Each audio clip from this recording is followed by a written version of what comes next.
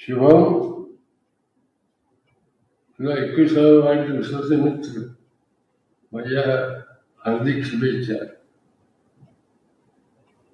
तुला आरोग्यदायी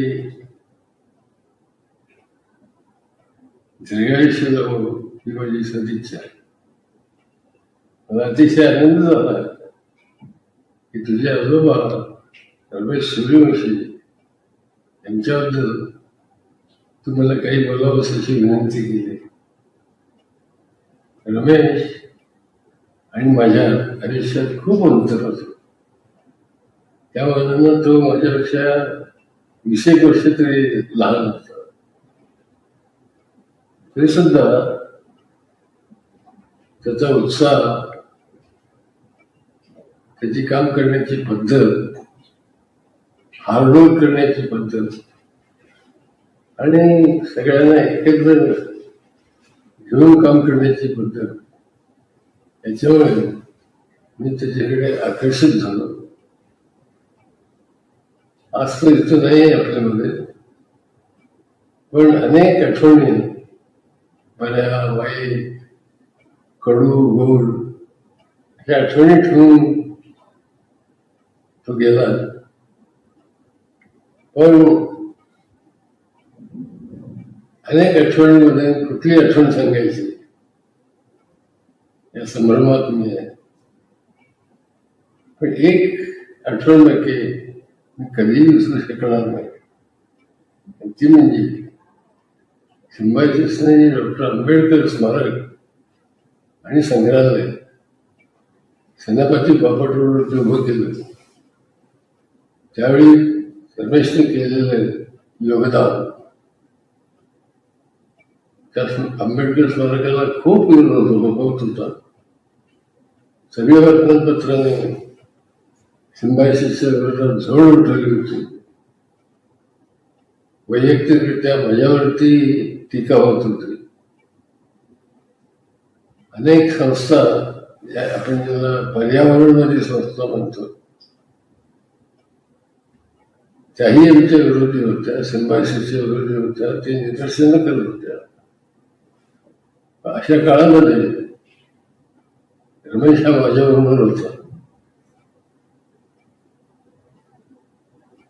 आणि शेवटी ज्यावेळी त्या पर्यावरणवादी संस्था हायकोर्टात गेल्या सिंबायसिसच्या विरोधात, त्यावेळी अनेक वेळा मला मुंबई हायकोर्टात जाण्याची पाळी यायची.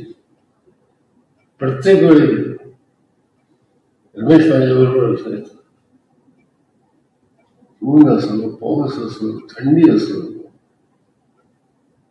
पण त्यावेळी काळामध्ये त्यांनी मला साथ दिली. आणि शेवटी मुंबई हायकोर्टानं पर्यावरणवाद्यांचं म्हणणं फेटाळून लावलं आणि सिंबायसिसला डॉक्टर आंबेडकर स्मारक बांधण्याची परवानगी दिली. त्याचा माझ्या इतकाच त्यालाही आनंद झाला होता. मला असं वाटतं की जो संस्थेच्या पडत्या काळामध्ये साथ देतो, तोच संस्थेचा खरा कार्यकर्ता असतो. ज्यावेळी भरभराट असते त्यावेळी सगळेच जण साथ द्यायला असतात. एखादी संस्था ज्यावेळी अडचणीत देते, जग त्यांना विचारत नाही, टीकेचा वडीमार त्या दिशेने चालू असतो,